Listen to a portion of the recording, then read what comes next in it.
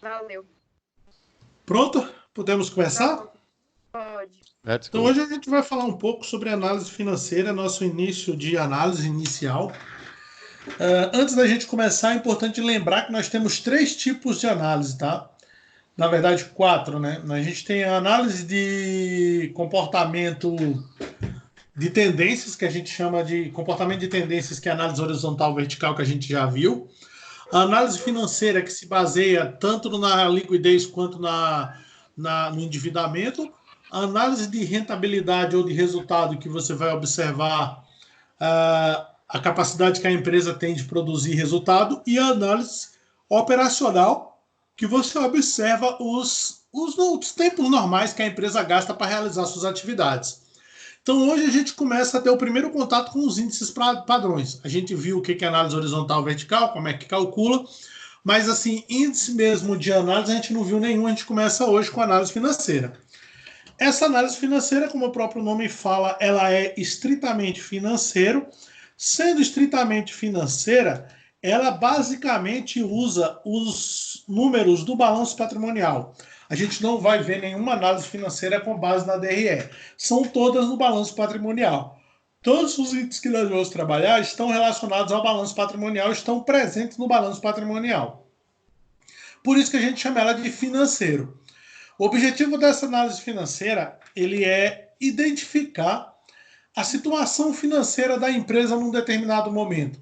A gente viu que o balanço patrimonial ele representa uma determinada fotografia do patrimônio financeiro da empresa numa determinada data.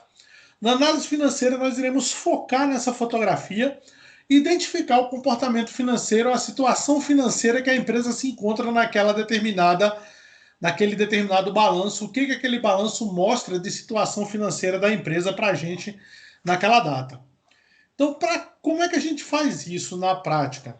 Na prática, você trabalha essa análise financeira em 2 pilares grandes, em 2 unidades de análise. Nós temos a análise de liquidez e nós temos a análise de endividamento. Os 2 são análise financeira e os 2 andam juntos. Podemos dizer que um complementa o outro.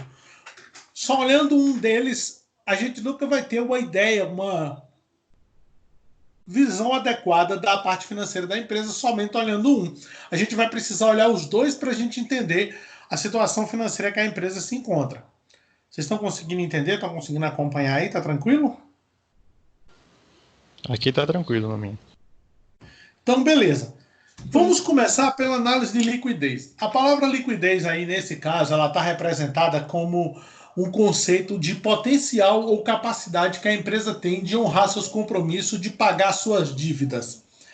Como é que ele entende a análise de liquidez? A análise da liquidez, ela compara os bens que a empresa possui, ou seja, o ativo, com as dívidas que a empresa possui, que é o passivo.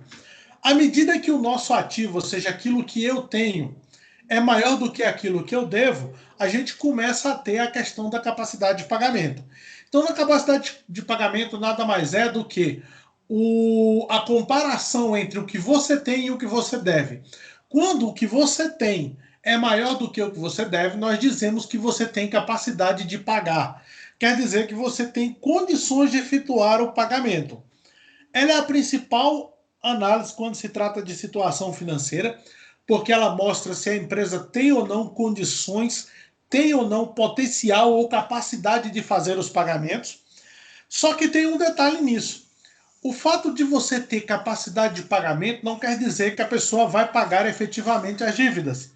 A capacidade de pagamento identifica somente se ela tem ou não condições de pagar. Se ela vai pagar ou não vai pagar, isso está relacionado com o comportamento administrativo da empresa.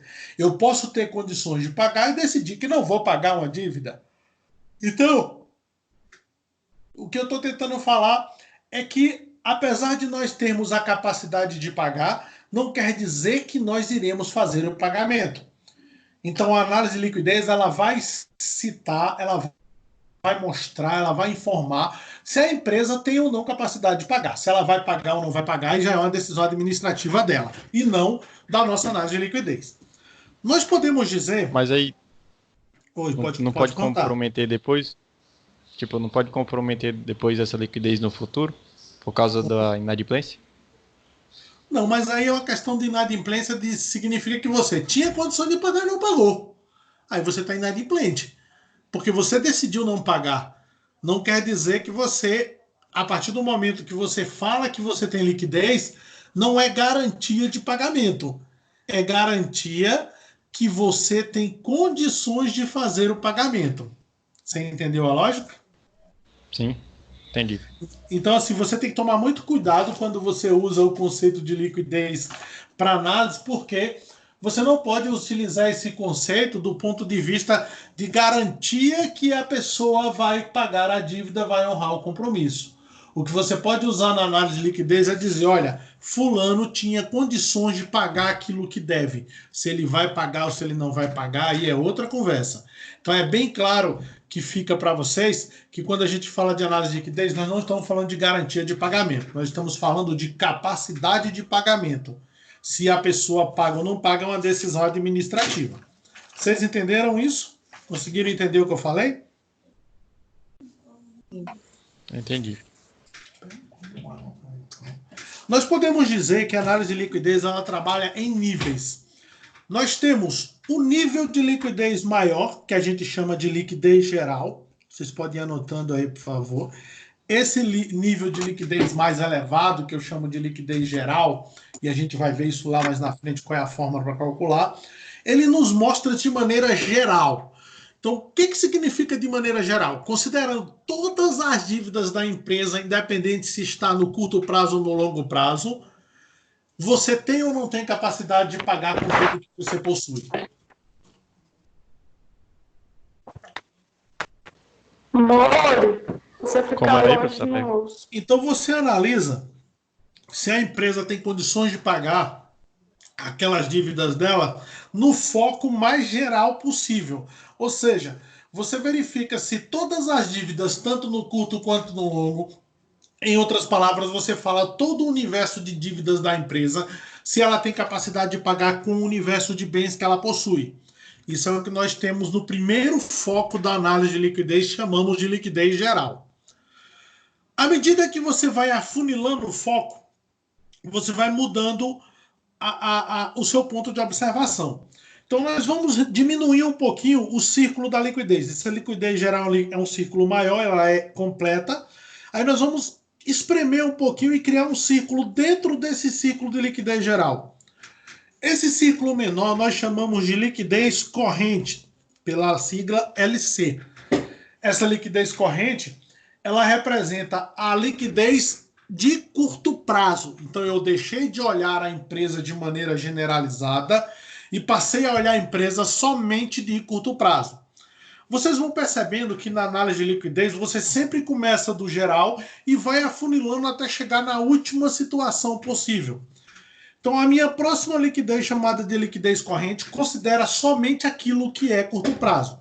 Eu só estou falando disso por enquanto, pessoal, é quase como introdução. A gente vai mostrar nos slides cada uma delas, explicar como é que funciona. Eu só estou fazendo a introdução ao assunto. À medida que você afunila mais ainda essa situação, você chega num círculo mais estreito, e nesse círculo nós temos a liquidez seca, que é a liquidez geral mais afunilada. A liquidez corrente mais afunilada ainda. Por quê? Porque quando eu faço a liquidez seca, eu não considero os estoques da empresa, uma vez que eu entendo que existe uma dificuldade de transformar os estoques em dinheiro. Para mim transformar o estoque em dinheiro, eu teria que vender e depois de vender eu ainda teria que receber essa venda do meu cliente. Por isso existe uma dificuldade maior de transformar os estoques em valor em dinheiro para fazer o pagamento. Por eu ter essa dificuldade, essa liquidez seca ela é mais restrita, porque eu tiro os estoques da conta. Aí quando eu chego no meu último nível de liquidez, que seria o mais apertado possível, o círculo mais curto possível, eu tenho uma liquidez imediata. Essa liquidez imediata, ela é a mesma liquidez corrente, só que com um detalhe. Eu considero o dinheiro que eu tenho em caixa, o dinheiro que eu tenho dentro da empresa. Então, a partir do momento que eu trato só o dinheiro que eu já tenho disponível, eu vou saber se o dinheiro que eu tenho disponível é suficiente para pagar todas as minhas dívidas de curto prazo. Então eu tiro clientes, eu tiro estoques, eu tiro valores a receber, eu tiro tudo. Eu olho somente o dinheiro que a empresa tem dentro dela.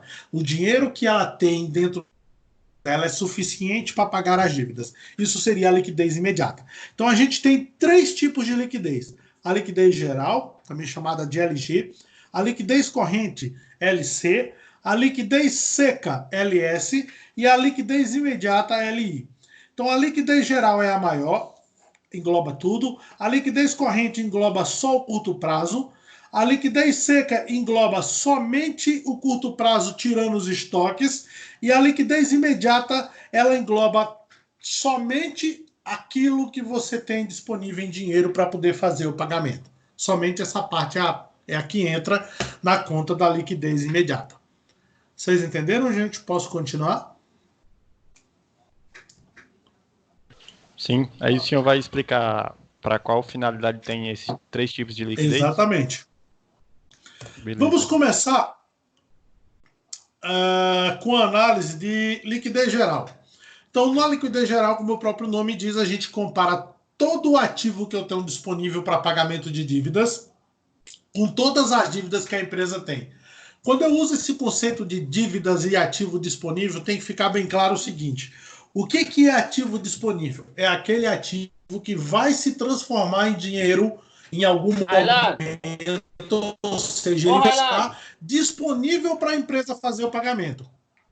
Alguém parou a aula?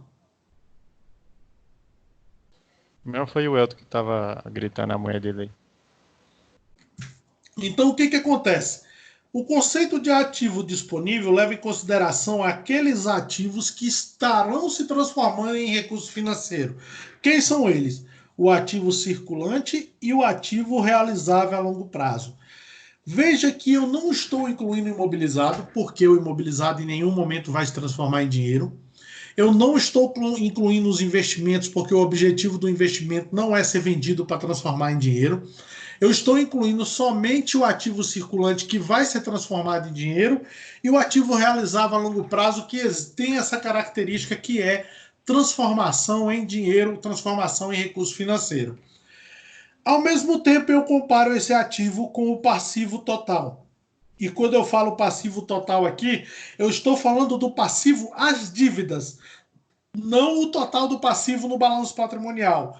Então, no balanço patrimonial, onde é que estão as dívidas com terceiros? Estão no passivo circulante e no passivo não circulante. Então, na verdade, a liquidez ela é a comparação entre esses dois. O ativo circulante mais o realizável a longo prazo, dividido pelo passivo circulante mais o passivo não circulante. Então, colocando na fórmula, o que vai acontecer? Se eu fosse colocar na fórmula, eu teria essa situação aqui. Nossa, comecei um soluço aqui terrível. Tem que levar um susto para passar. O Elton canta aí, Elton. A fórmula seria, gente, ó, liquidez geral. Nossa senhora. E aí eu quero que vocês atualizem o de vocês aí. Seria ativo circulante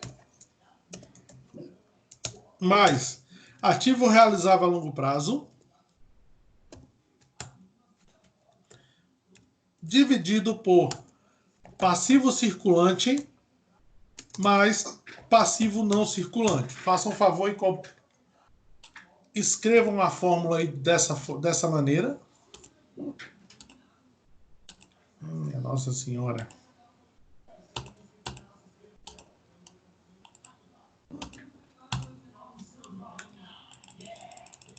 Vocês estão conseguindo enxergar aí?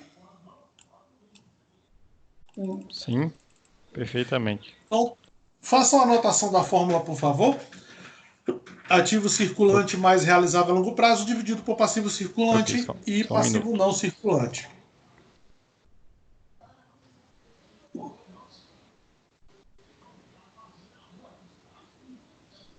Eu tirei print e vou mandar aqui o print da fórmula.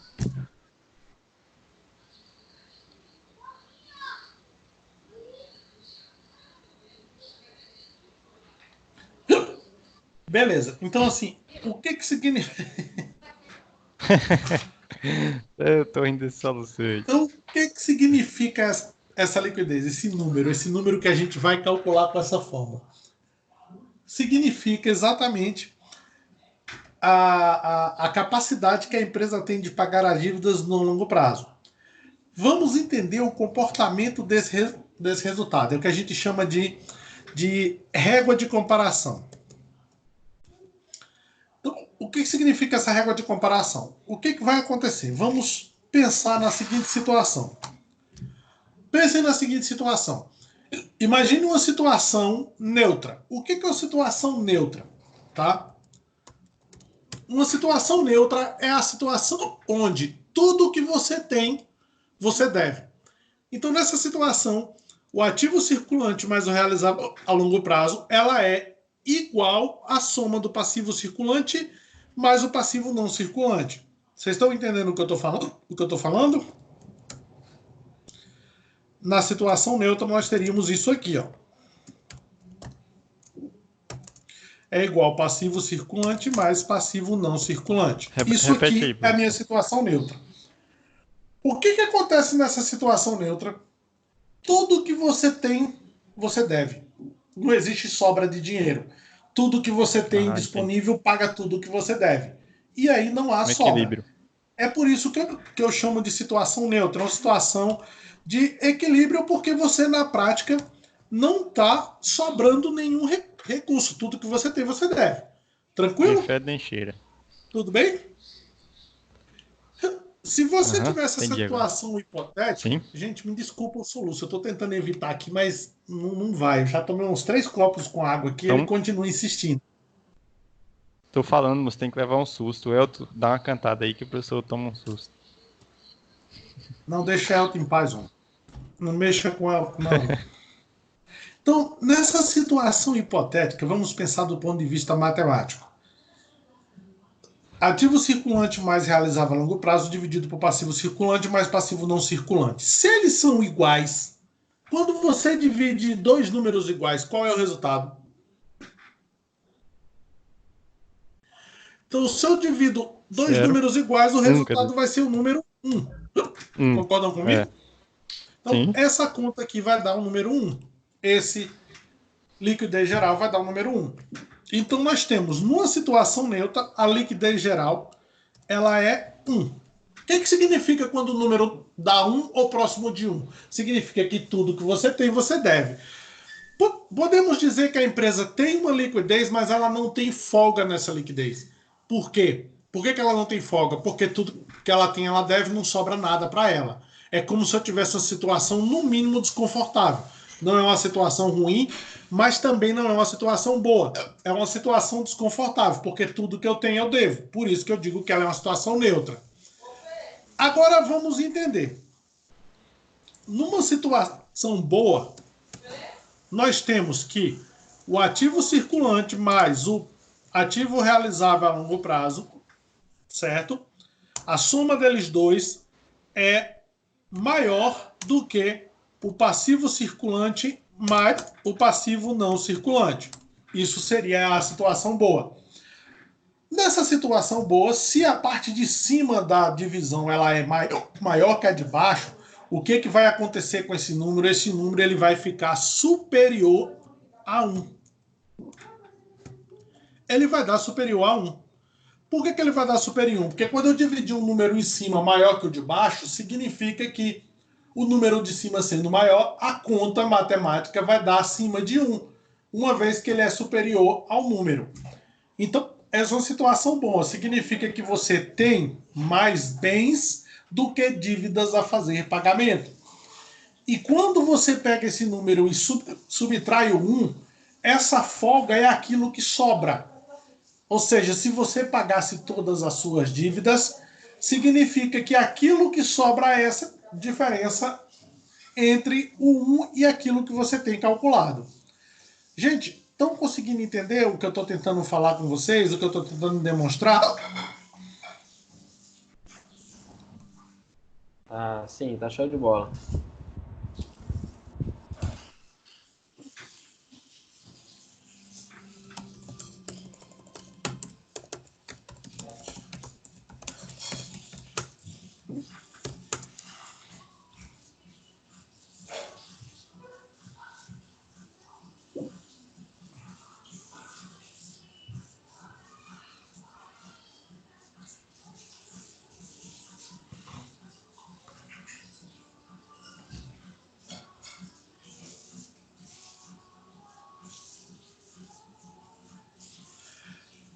Então vamos lá. À medida que vocês não entenderem, por favor, para aí a minha pergunta, a gente volta e tenta explicar.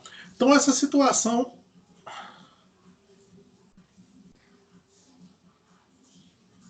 O pessoal colocou um print, Gabriel. Deixa eu copiar aqui e printar de novo lá, tá?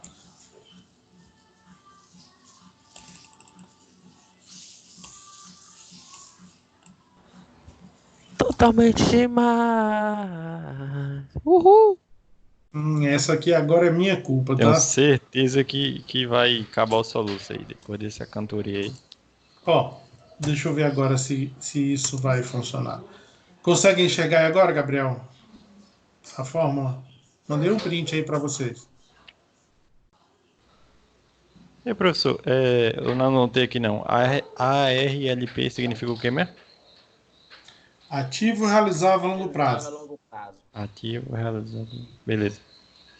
Tudo bem? Posso continuar? Deve. Então vamos lá.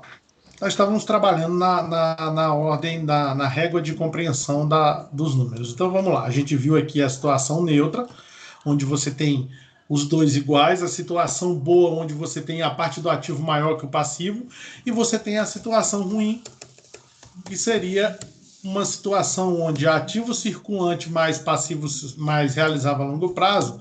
Aqui nessa situação ele dá menor do que... Então esse número aqui ele vai dar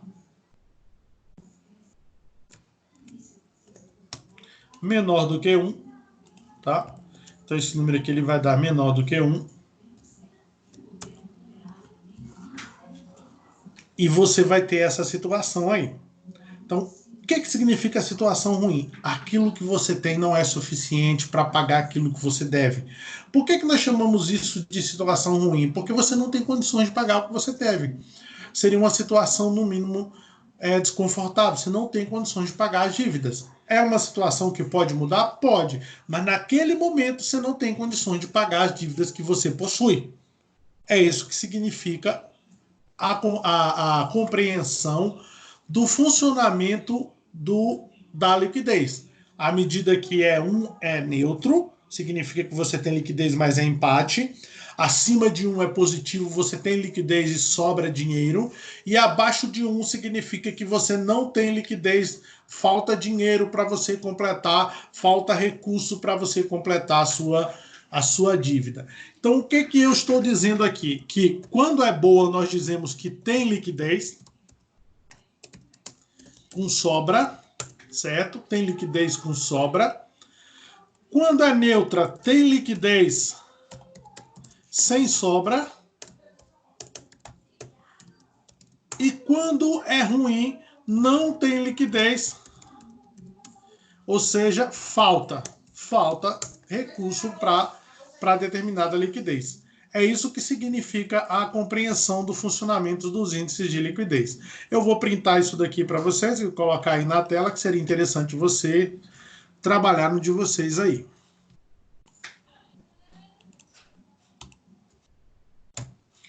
É importante que vocês escrevam isso, ou então anotem, porque a gente vai usar bastante. Tá? Então, o que significa, por exemplo? Olha só, eu vou colocar aqui 3 situações diferentes. Imagine que eu tenho uma liquidez de 2,35, eu tenho uma liquidez de 1,02, por exemplo, e eu tenho uma liquidez de 0,24, 25. Pronto. Isso aqui são minhas liquidez, diferentes liquidez de uma determinada empresa.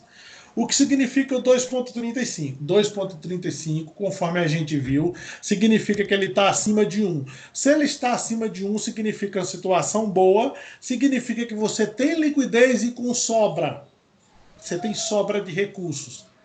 Do mesmo jeito, a liquidez 1,2, você tem liquidez, mas não tem quase sobra. É como se fosse o neutro, o empate. É uma situação neutra. É uma situação, não é que ela seja boa e nem ruim, é uma situação desconfortável. Você tem aquilo que você deve, então na prática você não tem nada de sobra. E a última situação é quando esse número dá abaixo de 1, como por exemplo 0,25. Quer dizer que você não tem liquidez, você não tem capacidade de pagar, que falta recurso para você fazer o pagamento das suas dívidas. Isso é o que significa a liquidez, a interpretação do índice. Como é que você faz a leitura do índice? O que ele significa? Quando a gente fala 2,35, o que significa o 2,35, gente? Significa que para cada R$ 1 de dívida, a empresa tem R$ 2,35 de recurso disponível para fazer pagamento. Em outras palavras, se eu tirar R$ 1 de dívida, em cada situação de pagamento, a empresa vai ter R$ 1,35 de sobra. Isso que significa o índice. Eu vou até escrever aqui para vocês poderem anotar aí. Para cada R$ 1 de dívida, a empresa possui 2,35 de recursos de pagamento. Entenderam, gente? Vou anotar aqui. Então, quando a liquidez for esse número, é esse o conceito. Ó. Para cada R$ 1 de dívida, a empresa possui 2,35 de recursos para fazer o pagamento. É isso que significa a nossa liquidez.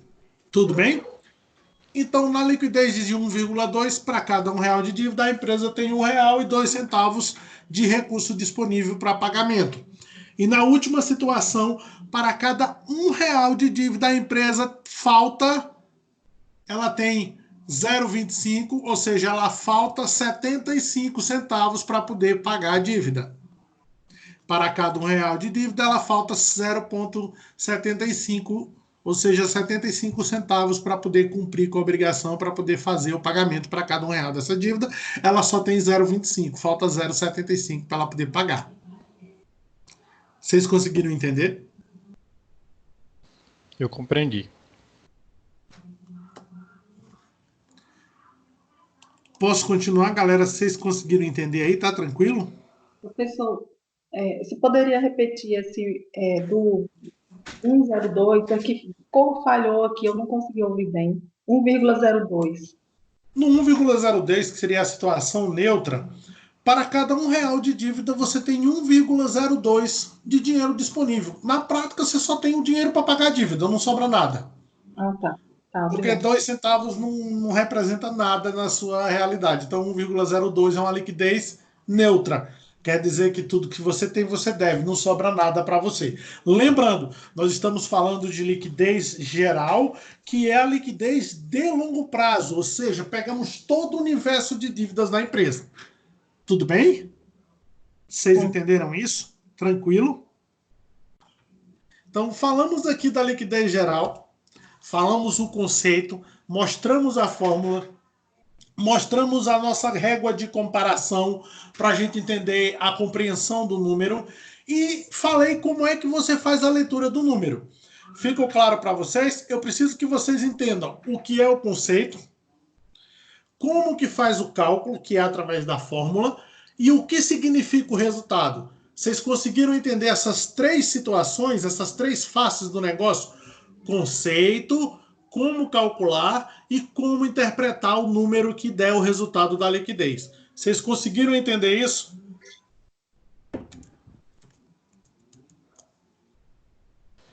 Eu entendi.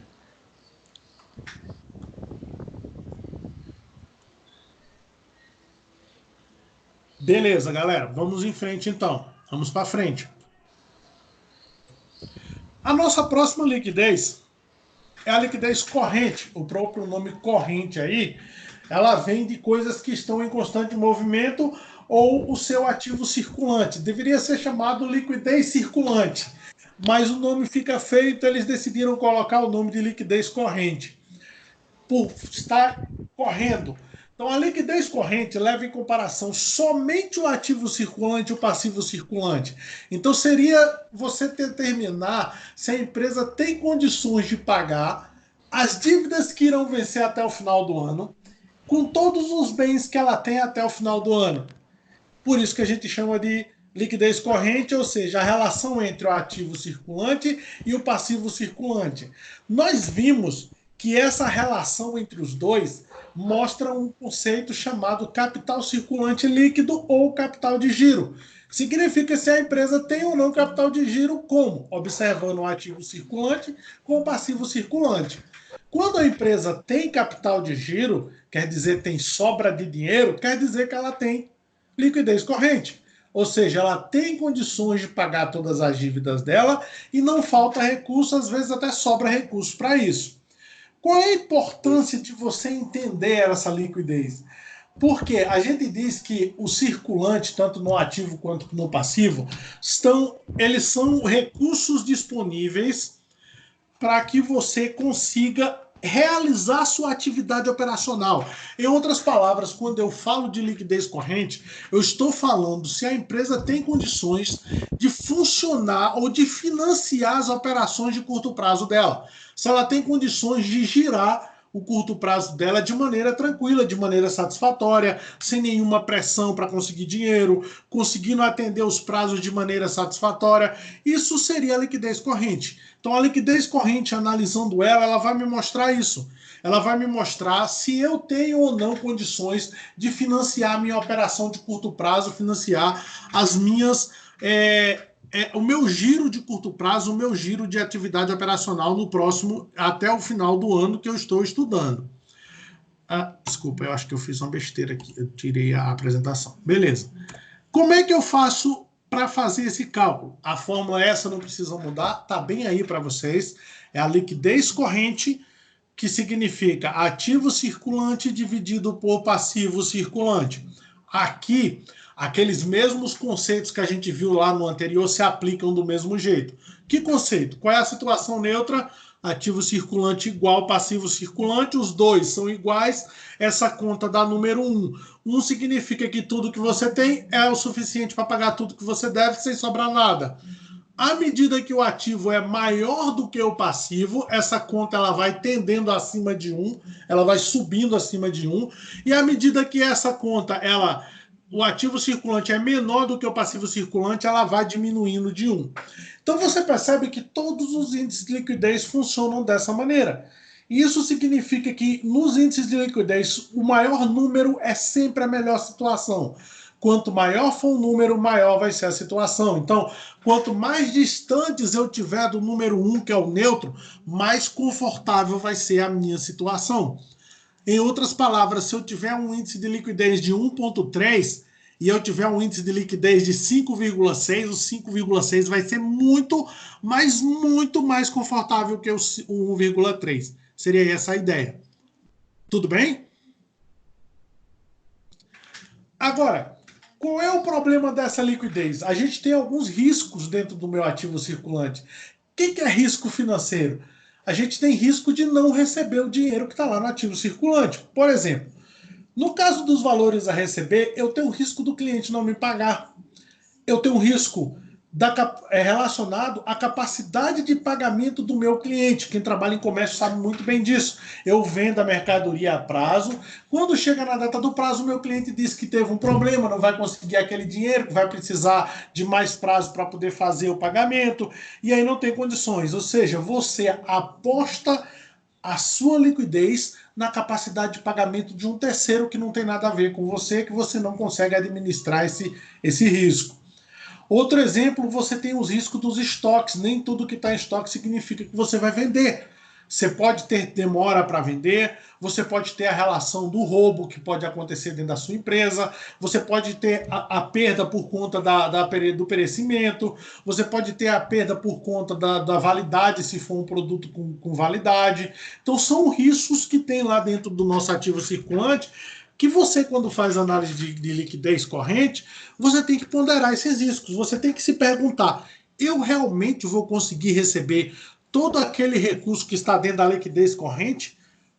Todo aquele recurso que está dentro do ativo circulante, eu vou conseguir receber todo aquele dinheiro? Então você começa a se perguntar se tem uma forma de você minimizar o risco dessa empresa. Tentar entender se você tem condições de amenizar esse risco estudando de maneira mais aprofundada essa liquidez. Então a gente já viu a liquidez corrente, ela significa a capacidade de pagamento no curto prazo, e nós vimos também a questão do conceito da fórmula, ativo circulante dividido por passivo circulante. Vimos ainda a questão do risco atrelada ao ativo circulante e vimos também o funcionamento do índice, que é muito parecido com o outro. Significa que, à medida que você aumenta o número, é a situação melhor, à medida que você diminui o número, é a situação pior, e o número 1 é o neutro. Número 1 significa que tudo que você tem, você deve. Tudo bem, galera? Vocês entenderam? Sim. A Jane colocou um comentário aí, professor.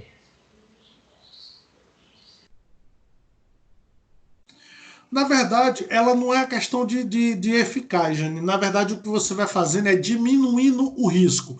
Porque risco financeiro toda empresa está propensa. Como é que você diminui o risco? Veja só. Eu tenho uma empresa que tem um financeiro bem organizado. O que significa isso? Vende a prazo, mas faz análise de crédito. Vende a prazo, mas coleta a assinatura do cliente na duplicata. Vende a prazo, mas pega cheque pré-datado. Vende a prazo, mas pega assinatura no papelzinho que você vem na nota, no cabeçalho da nota. Vende a prazo, mas exige que o cliente mande a requisição assinada pelo superior dele para fazer a venda. Tudo isso são situações que você ameniza o risco.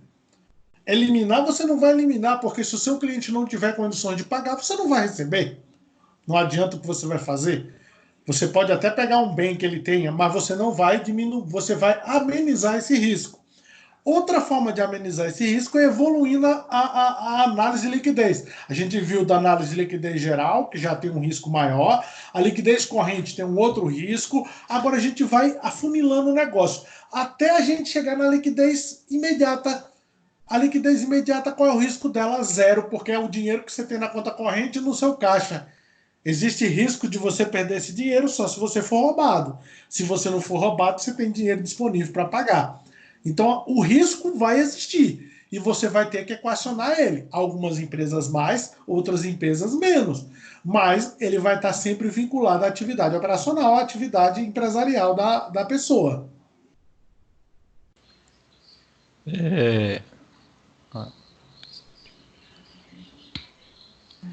Neide, o que acontece da utilização desses informes para as pessoas financeiras é a qualidade dos balanços. Se você tem uma empresa que faz auditoria externa e que os números que estão representados no balanço, eles representam a realidade empresarial, aí a maioria dos bancos fazem esse cálculo e faz essa verificação. Agora, se você tem uma empresa familiar, não tem auditoria externa, é muito complicado você defender que aquele número é real. Porque você sabe que existe um abismo muito grande entre o que a empresa é e o que está no papel dentro do balanço patrimonial. Nem sempre o que está no balanço patrimonial é aquilo que existe, na verdade, lá dentro da empresa. Tanto para o bem quanto para o mal, né? Tem situações que é melhor lá na empresa, tem situações que é pior. Vai muito da administração, vai muito da ideia do que o dono da empresa tem. A verdade nua e crua é que se você fosse tentar encontrar uma empresa pelo balanço patrimonial, é muito difícil. Porque nem tudo que está lá está bem demonstrado no que é realidade. Lá no balanço é uma coisa, lá dentro da empresa é outra bem diferente. Então, assim, se a gente tivesse uma segurança maior nos trabalhos, nos números que são informados pelos contadores, aí sim, as instituições financeiras estariam usando isso de forma mais maciça.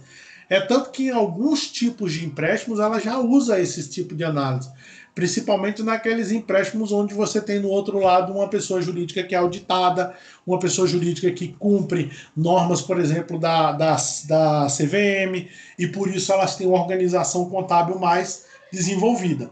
Numa situação onde você não tem um cuidado muito eficiente nesse sentido, a maioria dos bancos não dá muita atenção. É tanto que a maioria dos bancos, eu não sei se vocês já prestaram atenção, a única coisa que gosta de pedir é a relação do faturamento. Nossa amiga Eduarda, que está aí dentro da sala, pode até nos ajudar com isso, não é mesmo, Eduarda? E, professor, uma análise também que eu... Segurança, né, professor? Oi? A relação do faturamento deve ser a única segurança, né? E mesmo assim, Neide, ainda é meio insegura, porque você sabe que tem muita gente que não bota o que é de verdade naquela relação de faturamento. Tem bancos, por exemplo, o Banco do Nordeste, ele exige que, além da informação do faturamento, você mande os SPED contribuições para eles avaliarem se o que você botou no faturamento está igual com o que você informou para a Receita Federal, como receita da empresa. Porque tem gente que faz um faturamento de um jeito e o valor que está lá dentro das notas que realmente ele faturou é outro completamente diferente. Então, alguns bancos já estão começando com essa tecnologia. Fala assim, ó, manda a relação de faturamento e manda a relação dos SPEDs contribuições do período para mim entender qual é o seu faturamento. O extrato dos Simples também, né? O extrato do Simples também leva em consideração, que é tudo formas de você provar qual é o valor real do seu faturamento, se esse número realmente está certo.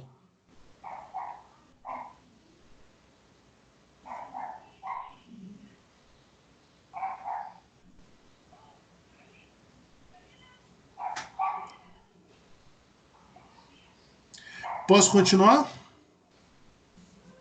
Pode. Então, assim, a maioria das pessoas dos bancos estão começando a melhorar esse sistema. Estão começando a exigir mais informações. Então, vai chegar um momento, vai chegar um ponto que você não vai ter como correr. Ou você coloca as informações de acordo com o balanço, ou então não vai funcionar. Porque tem muito no Brasil essa situação. O cara tem um faturamento de 500, 200, 300 mil no ano, e na declaração de faturamento que o contador preenche, ele pede para fazer uma de 5 milhões. Bota aí 5 milhões que eu estou precisando do empréstimo. E aí o documento não tem valor. E de tantas pessoas usarem um documento sem valor, ele perde valor para a classe. A pessoa olha a relação de faturamento que é um documento formal, assinado pelo contador. No momento que ele assina ali, ele está dando a responsabilidade dele sobre aquele número, e que não tem valor, mas as pessoas não mais acreditam naquilo. O mesmo aconteceu com a Decore, que era aquela declaração de renda que os contadores faziam. Hoje banco nenhum confia mais naquilo, porque virou uma bagunça, uma confusão tão grande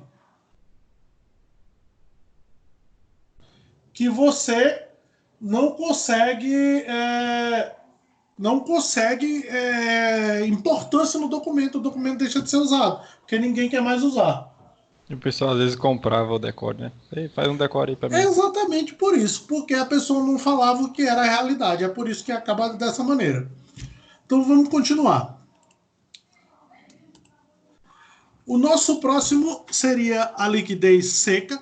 Então veja que a minha preocupação é tentar diminuir o risco que a empresa está exposta nessa questão da liquidez. Então eu vou sempre afunilando. Eu vou eliminando aquilo que tem risco. Então o que é a liquidez seca? A liquidez seca é a liquidez de curto prazo, ou seja, a liquidez corrente, quando eu elimino o risco dos estoques. Como assim elimino os riscos dos estoques? Eu tiro os estoques da conta. Por que eu tiro os estoques da conta? Porque eu entendo que os estoques existem um risco de eu não vender. Se eu vender, eu ainda vou ter que receber, então será duas situações diferentes. Tem o risco de eu ser roubado, tem o risco do meu estoque perecer, tem o risco do meu estoque ficar defasado e não servir mais. Então são várias situações que estão relacionadas ao estoque. Outro item que normalmente eu tiro no cálculo da liquidez seca é o valor de despesas antecipadas. Por que eu tiro despesas antecipadas? Porque é uma coisa que eu já gastei e que o dinheiro não vai voltar. Por exemplo, quando eu lanço um valor de seguro a apropriar, uma despesa antecipada, despesas com seguro a apropriar, esse despesa do seguro não vai voltar mais para a empresa. Ela não representa dinheiro para a empresa.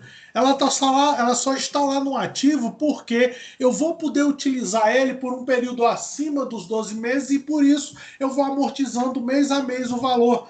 Mas de praxe eu não vou conseguir usar aquele dinheiro, eu não vou conseguir retomar ou receber aquele dinheiro, reembolsar aquele dinheiro, ele já foi gasto.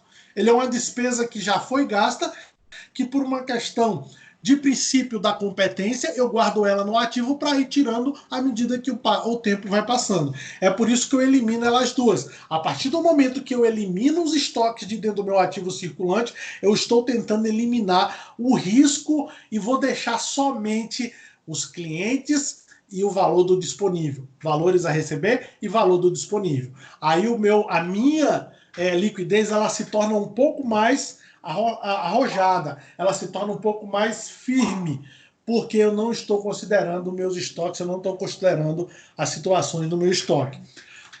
A compreensão do índice é igualzinho aos outros. O que eu estou dizendo? Número 1 é o neutro.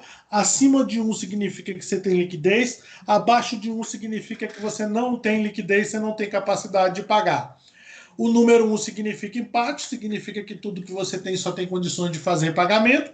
E a mesma coisa a gente entende em relação ao funcionamento do índice. Quando os números vão aumentando, significa que a situação está melhorando. Quando os números vão diminuindo, significa que a situação está piorando ou deteriorando. Seria essa a ideia da liquidez seca. Conseguiram entender? Sim. Na verdade, a liquidez seca, para o cara que quer saber a disponibilidade em dinheiro, é melhor, né? Na verdade, a melhor delas vai ser a próxima, que é a liquidez imediata, porque na liquidez imediata eu elimino até o risco do cliente não me pagar. Eu considero somente o que eu tenho em dinheiro, somente o que eu tenho em caixa.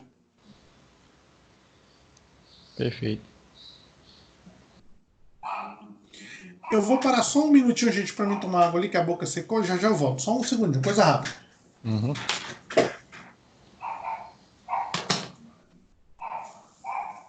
Oh, calor infernal, gente.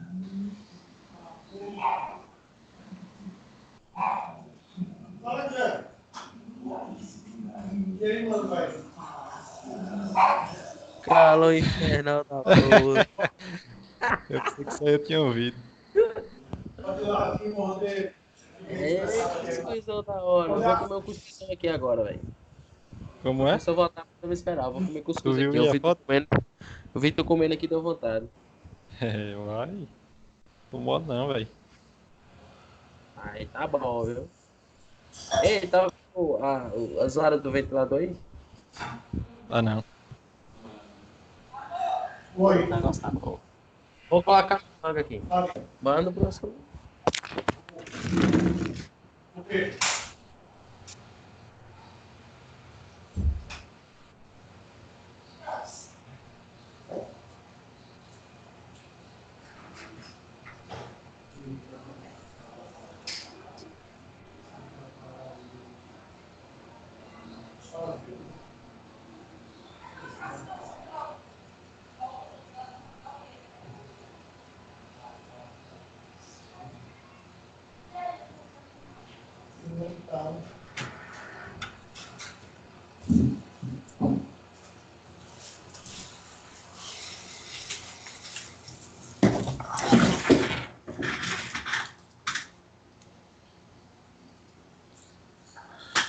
Beleza, galera? Estamos de volta? Uhum. O calor tá grande aí, professor. Ave Maria, velho. Aqui tá, na minha sala aqui tá um calor de azedar. Pior que o cara não pode nem ligar o ventilador, senão o microfone fica... Não, e ventilador não ajuda calor, não. Só joga ar quente na gente. Isso aqui é um ar-condicionado, mas em tempos de Covid o ar-condicionado vai ficar só para o próximo investimento. É verdade. Esperar a pandemia passar. Aí eu fui tomar água e fui lá na sala de TV onde tem ar-condicionado. Minha filha tá lá, de perna para cima, de cima do sofá. Ei, Movidão, viu? queria trocar de vida. Então aqui na liquidez seca, ó, pra gente que não viu aí, a fórmula tá bem aí. Ativo circulante menos estoques, menos despesas antecipadas é dividido por passivo circulante. Lembrando, galera, a gente vai fazer atividades daqui, fique tranquilo, a gente vai ver na prática, calculando, vai verificar como é que funciona o cálculo, nem fique bem tranquilo que isso aqui a gente vai fazer muito. Então, tudo isso a gente vai replicar bastante. Fiquem tranquilos.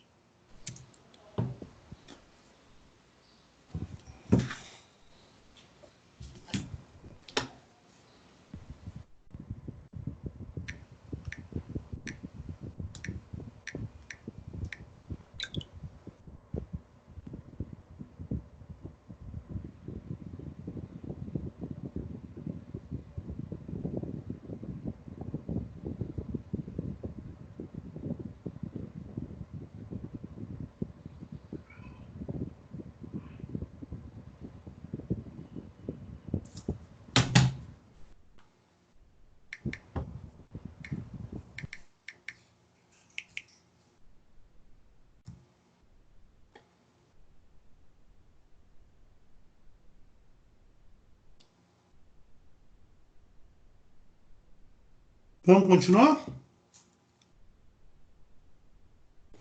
Bora. Beleza. A nossa próxima liquidez. Lembrando que tudo isso aqui também tem no material, só a primeira fórmula que eu troquei, tá?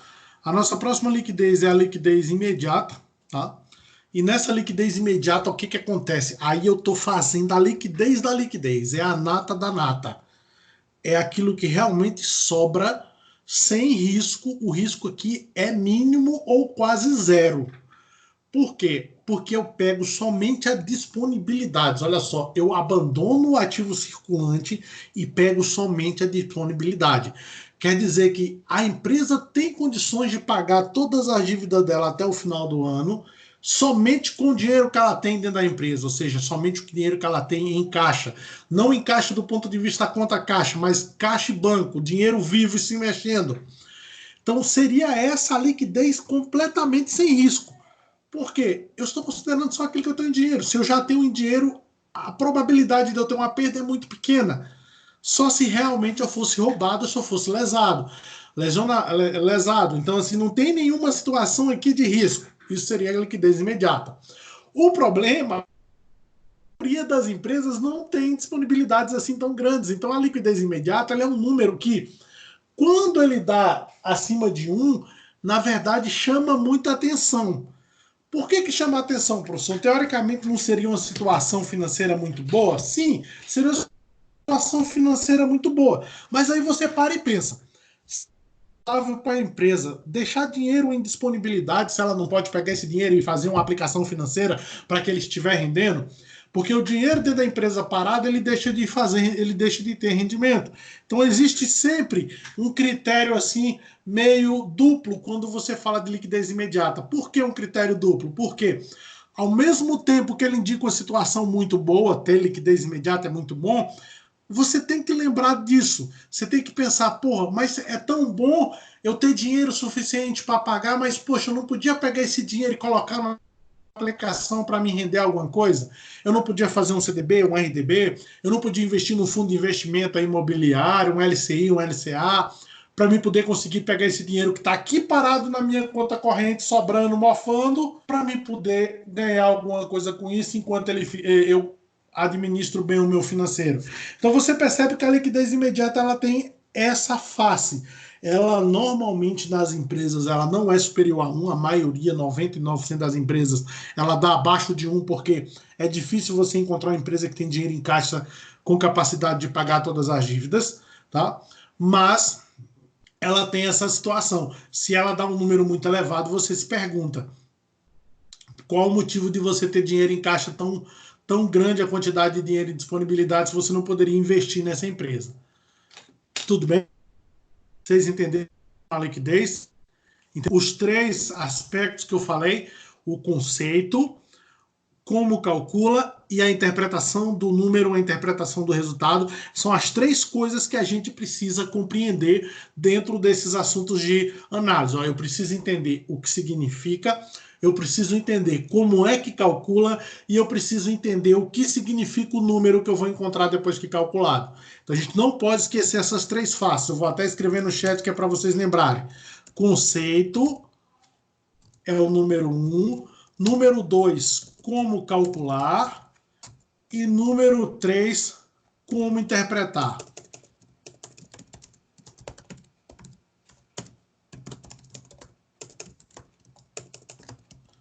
A gente precisa ter sempre em mente essas três faces da nossa análise, da nossa disciplina. Conceito, o que significa, como calcular, como é que eu uso a fórmula para chegar no número, e terceiro, o que significa, qual é a situação, qual é a explicação do número que eu encontrar quando eu fizer o cálculo. Tudo bem? Tranquilo? Uhum. Lembrando, só reforçando, gente, que não vai ser uma vez só, a gente vai fazer muito isso, tá? Eu só estou falando, citando, continuando, que é para vocês terem, e colocando isso na mente, mas a gente vai fazer muita prática, a gente vai fazer muita conta, a gente vai fazer muita interpretação disso daqui, tá bom? Fiquem tranquilos nesse sentido. Beleza.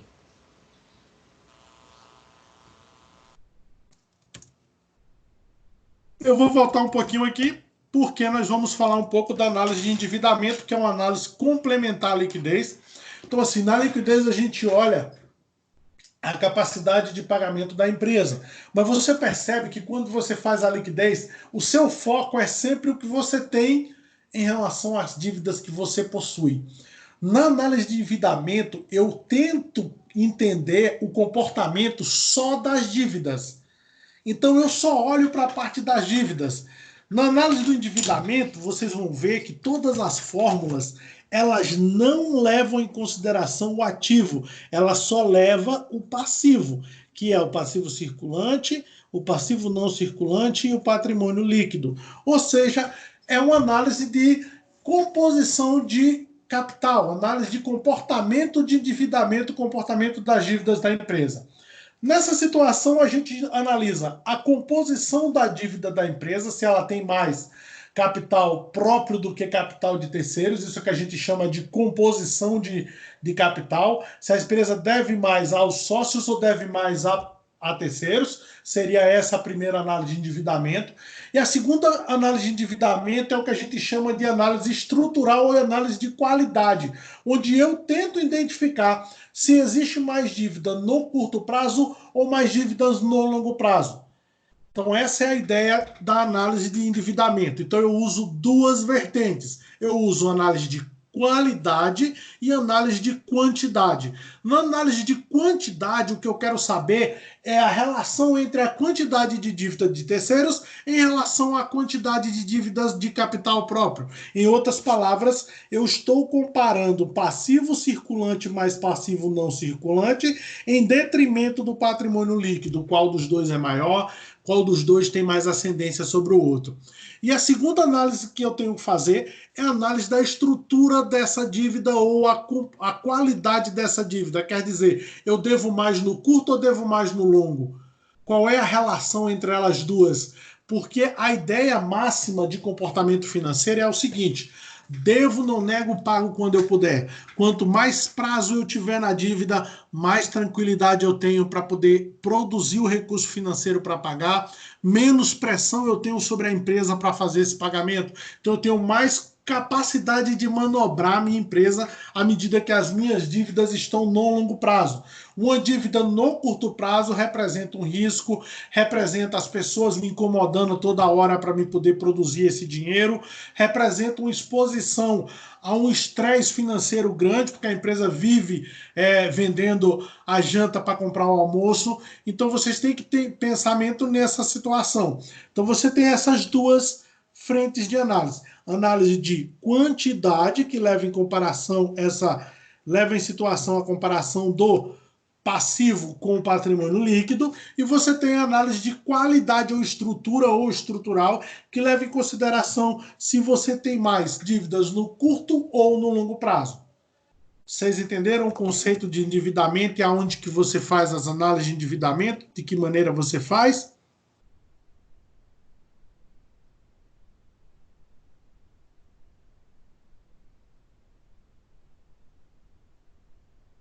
Conseguiram entender, pessoal? Sim. Então, beleza. Para a gente fazer essa situação da análise de endividamento, a gente trabalha com 3 índices, tá? São 3 índices. Desses 3 índices, 2 são de quantidade e 1 de qualidade. Os índices de quantidade, a gente vai ver isso lá na apresentação.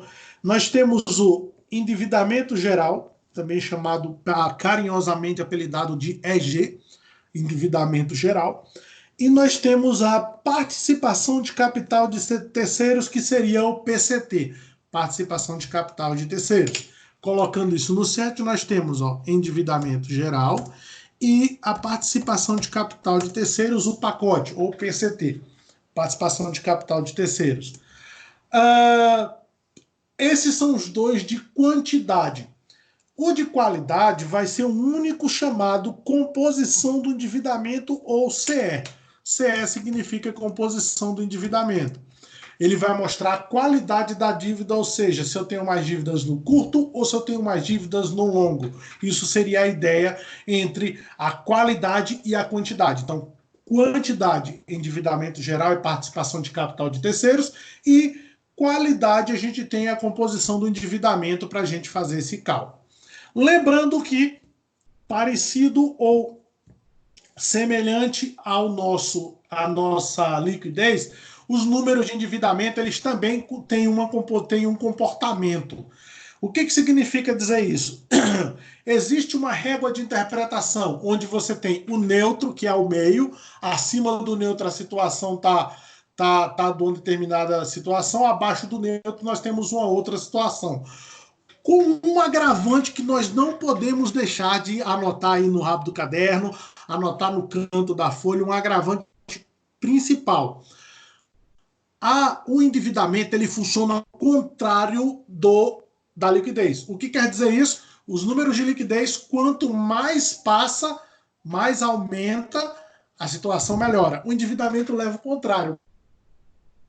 Mais aumenta, a situação piora, porque aumenta o endividamento. Então o entendimento é esse. A liquidez, quando ela aumenta, aí significa que a empresa tem mais capacidade de pagar. O endividamento, quando ele aumenta, significa que a empresa tem mais dívidas. Então, na liquidez, aumentou, ótimo. No endividamento, aumentou, ruim. Então, elas trabalham de maneira separadas, de maneiras diferentes, de maneiras contrárias nessa situação. Tudo bem? Já está dando muita informação, dona Jane?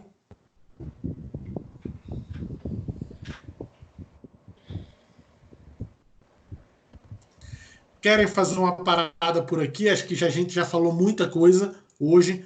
A gente está chegando aí nos 8h40, né? Que é até o horário mesmo da aula. Então a gente já falou demais sobre endividamento e coisa. Na próxima aula a gente explica a fórmula. Quem é que está de férias aí? Quer passar alguma coisa pra gente Jane ler? está de férias. Oi? Quer passar alguma coisa pra gente ler?